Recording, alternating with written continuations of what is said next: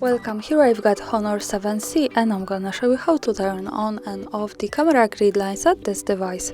So let's start by tapping on the camera button to open it, and for now we are in the standard photo mode. From here let's just simply slide to the right to open the advanced camera settings, and now let's focus on the capture settings. At the first place here we have the assistive grid option, so when we pick this we can add some grid lines to our camera preview. We can pick from 4 options. For example, let me show you the grid. When we go back to the camera we can see these lines. This is useful, for example, when we want to use the rule of third in photography or making experiments with composition. Now let's slide again and pick once again assistive grid.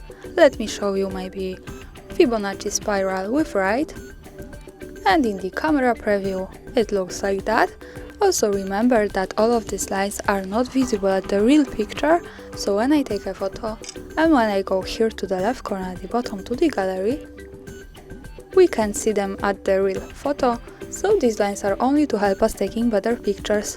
And of course when we don't need this, or when we want to have the different option, we have to just simply slide again, pick assistive grid here and pick whatever we need. Now let's turn this off, and in the camera preview the grid lines now have gone. And that's all, thanks for watching, subscribe our channel and leave the thumbs up.